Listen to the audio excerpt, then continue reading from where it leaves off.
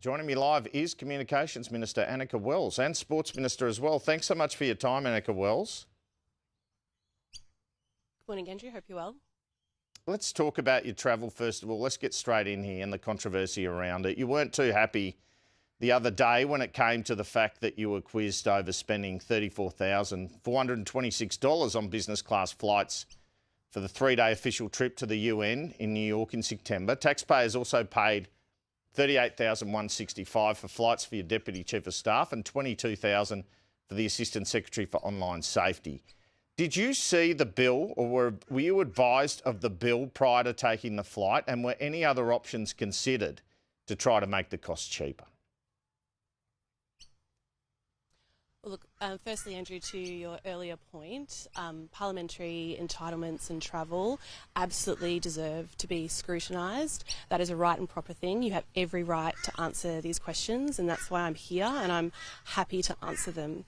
The reality is, like you already noted, I had to be in two places at once. The communications portfolio had two really serious things happening at the same time. Like you said, I was initially meant to leave the Saturday morning with the Prime Minister.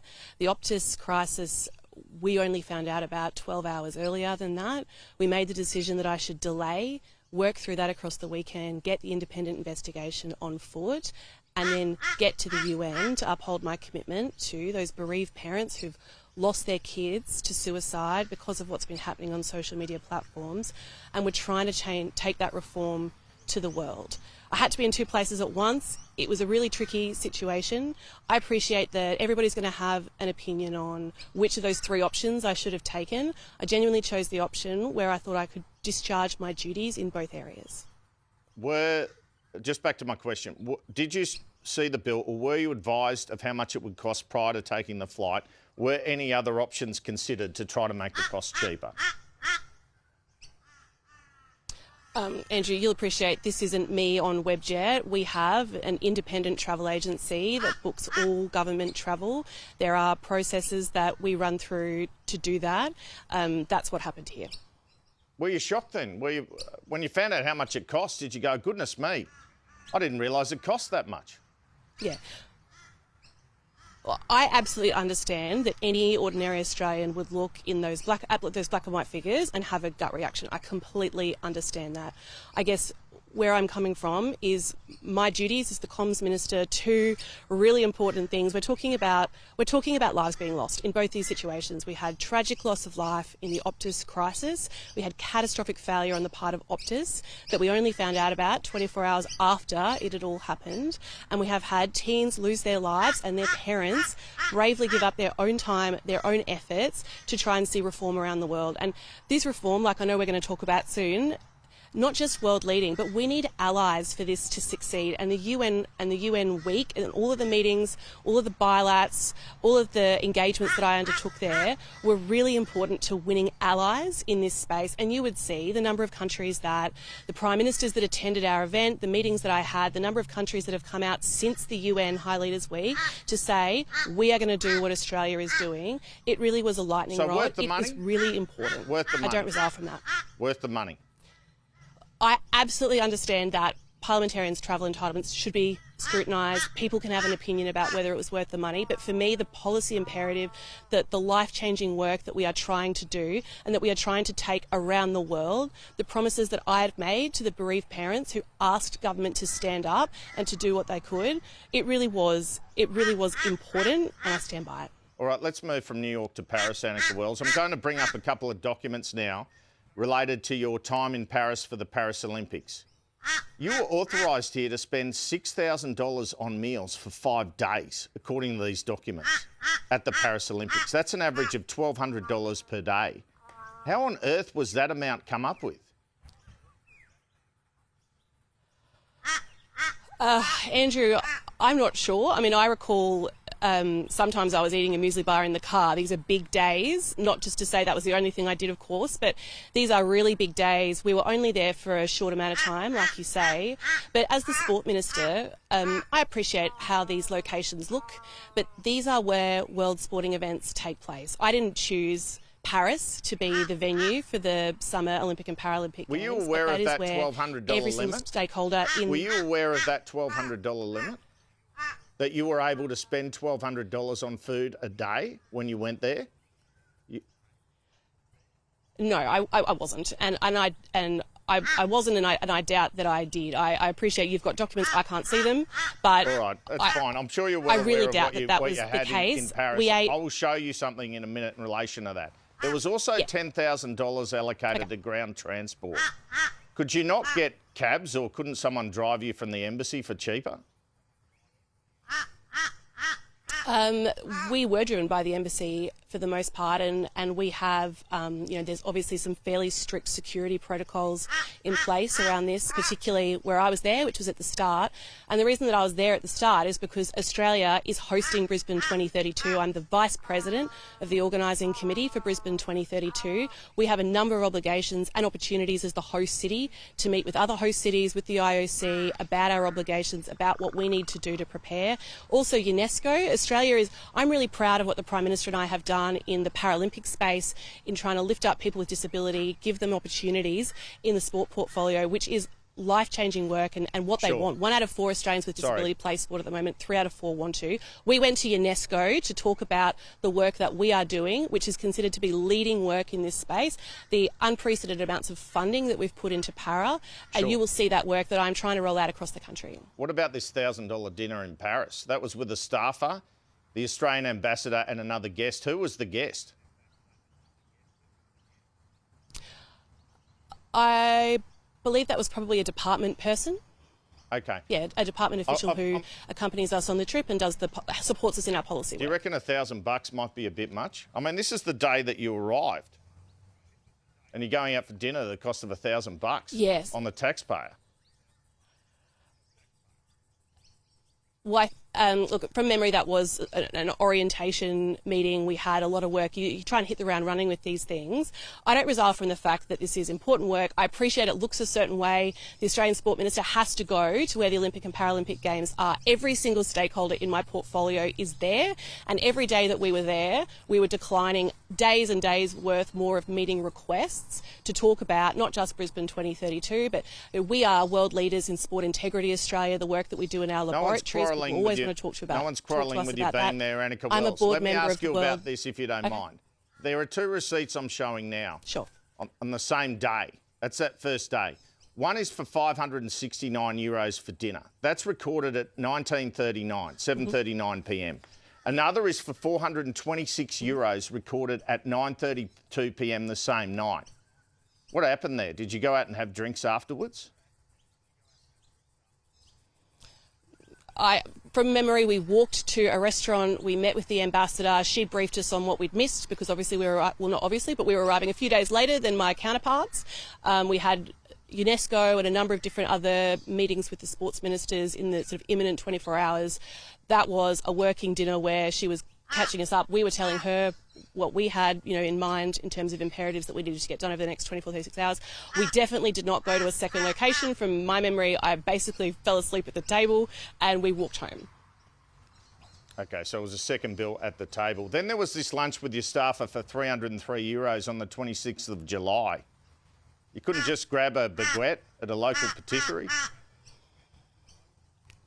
Sometimes we did, Andrew, and I'm happy for us to follow up with you about what the nature of that was. But honestly, every single meal that I recall, unless it was breakfast at the hotel before we went out for the day, was a working meal. We were meeting with stakeholders, we were meeting people about work. We're there to work.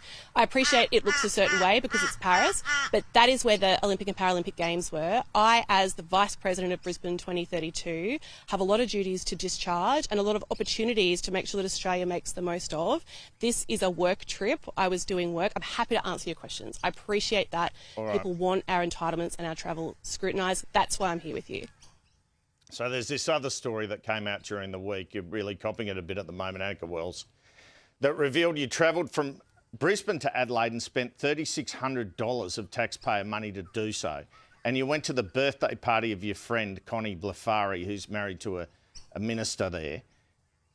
Will you concede that you planned this trip knowing it was your friend's 40th birthday party? No, this is a work trip.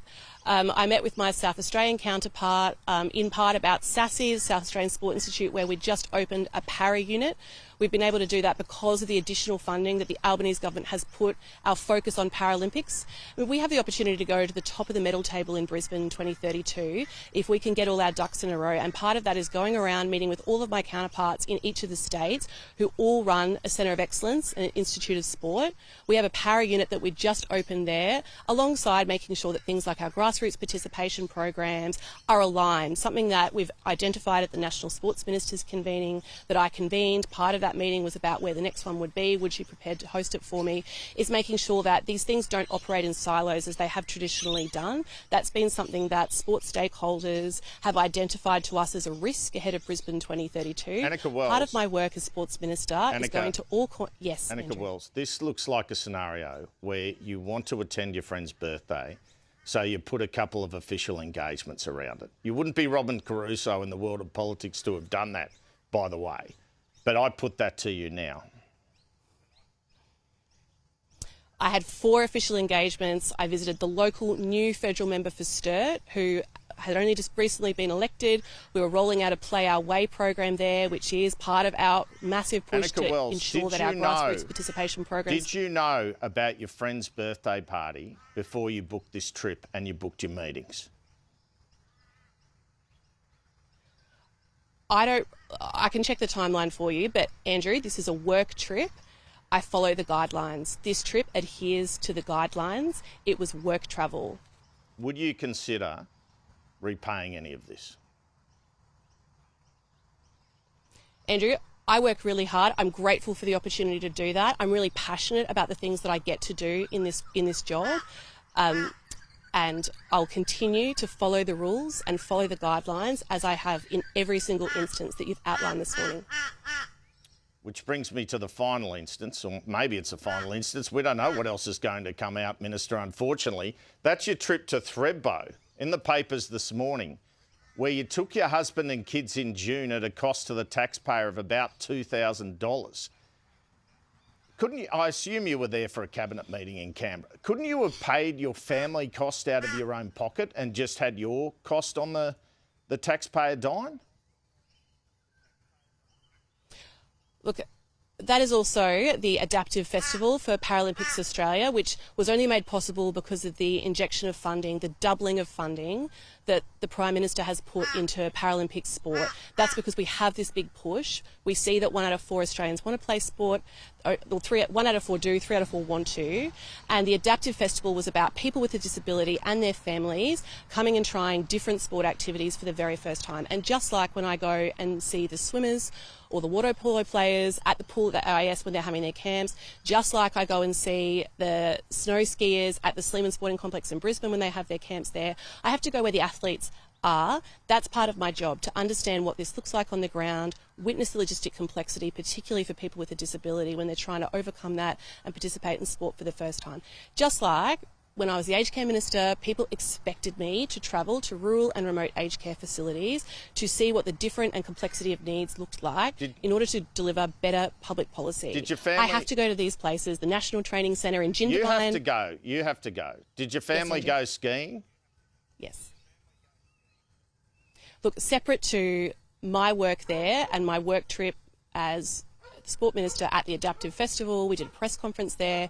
I visited the National Training Centre, worked with them about what their run-up to Milan Cortina looks like, their asks for what high performance looks like. Separate to that, every parliamentarian has family reunion entitlements, which I followed. I followed the guidelines on this occasion. I have followed the guidelines on all of the occasions. I will continue to do that. I appreciate, Andrew, people want parliamentary entitlements scrutinised. Did your family go skiing? They did, right? Yes, they did. Okay. I mean, we're in a situation where the government is about to make... Yeah, sorry, go on. Yeah, I was there to work. I did work across the weekend. You can see all the official engagements that I had. Separate to that, I used my family reunion entitlement within the guidelines, as every parliamentarian can do. I appreciate people want it scrutinised. Happy to keep answering your questions. You want to extend the time, Happy to keep going, Andrew. I will extend but the at the end time of the if day, you won't mind. But I'm nearly done with this Okay. expenses issue. You may be happy to find out. But look, I mean, we're in a situation where the government is about to make a really important decision for a lot of households, whether or not to keep these energy rebates going, to force them to pay more for their energy bills. We've got the level of spending in the federal budget seen as a key driver of inflation. It's higher than the Reserve Bank wants to be. Jim Chalmers wants to make budget cuts. Katie Gallagher wants to make budget cuts. And we're paying, or the budget is paying, for your family to go skiing, for $2,000 in dinner, in terms of a dinner for you, admittedly you fell asleep, in Paris on one night, for $34,000 worth of a flight, a return flight from New York. How do you think this will be viewed by people? Look, Andrew, I absolutely appreciate that people have a gut reaction to these figures. I don't resile from that, and that's why I agree that entitlements should be scrutinised. I'm happy for mine to be scrutinised. I'm happy for mine to continue to be scrutinised. But at the end of the day, I don't write these rules. I must follow these rules. Will you these refer are independent them? rules. They're made at length from parliamentarians. Will you refer some of these costs on to the authority for examination? Are you happy to do that? Well, all of these costs, Andrew, all of these costs have been submitted through the usual guidelines. They have been found to be within the rules and the usual guidelines. I will continue to follow the usual rules. They might be in the guidelines, Anika Wells, but you must agree with me, they don't pass the pub test. They might pass the guideline test, but you must see that they don't pass the pub test. Andrew, you and your viewers can absolutely have an opinion about the rules and parliamentary entitlements and whether or not they should be changed, but my role is to abide by them, and that is what I have done. Okay, fair enough. Now let's turn to this important social media ban, which you travelled to New York to spruik. How do you see this rolling out from this Wednesday? We've already had a situation where a lot of kids are migrating to Lemonade and these sort of sites. Will they be added to the list of banned sites? And what providers specifically are under the microscope in relation to this?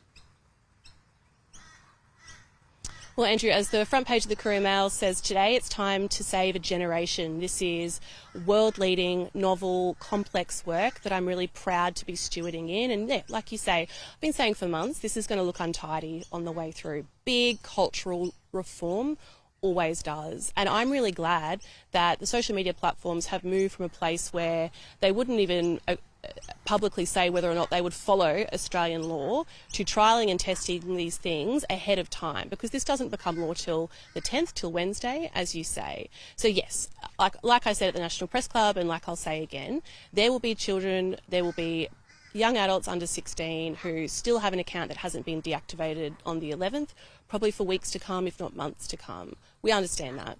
But look at what the change we've already affected by doing this. Like I said, about 10 countries now have come out and said we are going to follow Australia, we're going to do what you are attempting to do. Look at the national discourse we're having over the past week, 10 days in particular, genuinely asking ourselves about our digital dependence, about the resilience that our kids do or do not have online, about how much screen time we all have and whether we should be doing that, and about where to next and the role of government to regulate this space. This has been such important work already, and I'll continue to be really proud to be leading it in the weeks ahead.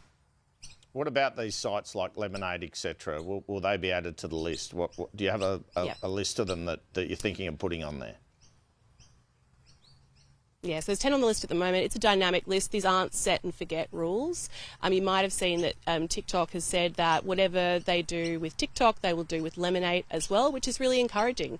Kick, an Australian platform, when they got added to the list, were incredibly responsive.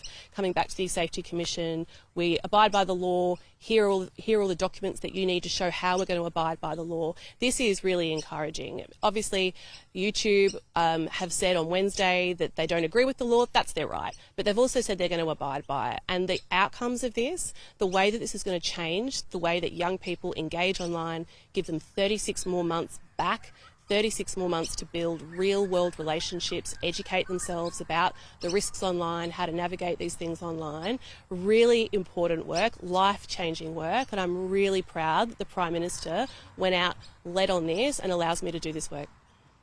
Instagram's already shut down some accounts but there are others where children are changing their birth date, ages and getting away with having accounts. Do you accept many under 16s will still have social media accounts post Wednesday? They'll be able to get around the ban. Yeah, I've already said that. I have every expectation that there'll be some kids who get around the ban, and there'll be some accounts that take longer to shut down as various parts of age assurance roll out. It's going to look different in every platform. People might have a different experience if they're on three different platforms, 3 different times that their account gets deactivated. But the point is, it's happening. It is the Australian law. These companies have said they will abide by the Australian law, and if they don't, they're going to face a $49.5 million fine. And if a 17-year-old gets their account blocked off, will they have to produce a birth certificate or some other form of ID to get reinstated with some of these social media platforms? What is the Australian law is that you do not have to provide your digital ID to assure the platform of your age. That was a coalition amendment that we supported when these laws passed the House. The coalition voted for those laws and that amendment. So I really find this scare campaign by my coalition counterpart quite nefarious and not contributing to a law that the coalition is meant to be supporting. You will not have to upload your digital ID. No one will be doing that. Is that your assurance this morning? People can choose to do that, and to be honest, Andrew, plenty of people choose to do that as an easy way to do it. We upload our ID in lots of other places online. Some people are quite comfortable with that. The law says you must not be forced to do that. The platform must offer you a reasonable alternative to that. So if people don't want to do it, if people disagree with that, there must be other ways that they can demonstrate to a social media platform their age. Do you expect to be taking any of these companies to court in the next few months because they haven't done enough to institute the ban? Quite possibly. It will depend on what happens. We set out at the National Press Club, I set out at the National Press Club on Wednesday, what this is going to look like for people. So the E-Safety Commissioner, who is our regulator in this space, will be asking the social media platforms, who are age-restricted platforms under the law, for their numbers of under 16 accounts on the 9th of December, for their numbers of ID account of under 16 accounts on the 11th of December. She will continue to ask for these numbers by way of monthly update for 6 months, and we're going to publicly disclose those numbers so you can all see. Have you had legal advice to the effect these bans will hold up to court challenge? We are working with the Solicitor General on the High Court challenge that we have before us at the moment, and we're really confident that we can put forward a very strong case and be successful. This is really important law. I'm not surprised, given how world-leading it is, that people want to have a go at knocking it off. That's their right, but I'm going to be spending the summer working on that High Court case to make sure that this law is upheld.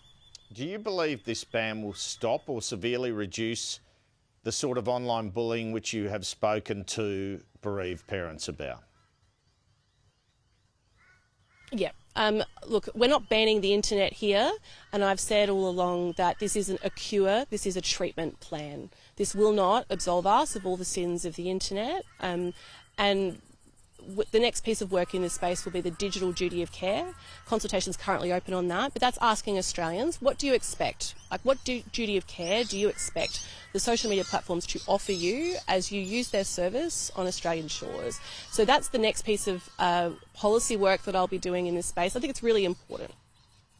Would you, as a concept, urge parents to delay getting their kids iPhones? Because it does seem to me, you know, even if you ban all these things, you've still got messaging apps, you've still got all that. Do you think parents should be delaying as long as possible getting an iPhone as such? Well, something that President von der Leyen, head of the EU, said at our event at the UN was that parents should be raising children, not algorithms. And we're in a situation now where algorithms have too much influence on under 16's lives. The data is in on that, and the data is horrific. So we are hoping that by enforcing a social media minimum age, we're giving parents another weapon in their arsenal to have these conversations and get that power balance and get that dynamic, get those settings right for their family, whatever that looks like, in their own house. Just finally, Anika Wells, what's your message to under 16s today about who might feel annoyed at you and Anthony Albanese for taking this off them? Yeah. We understand that this transition might be difficult, and it's difficult to lose something that you've had, but there is plenty of places that you can go for support. esafety.gov.au is our one source of truth. There's some great resources there for you and your parents. There's also places like youth mental health organisations who work with eSafety week in, week out in this policy area, who I have convened at a roundtable, who have been working on their resources and their support networks, apps, places that aren't social media platforms that are still online for people to go commune and have those networks where they reach out with each other. There is help. Don't be afraid to reach out. Communications and Sport Minister Anika Wells, thanks so much for your time.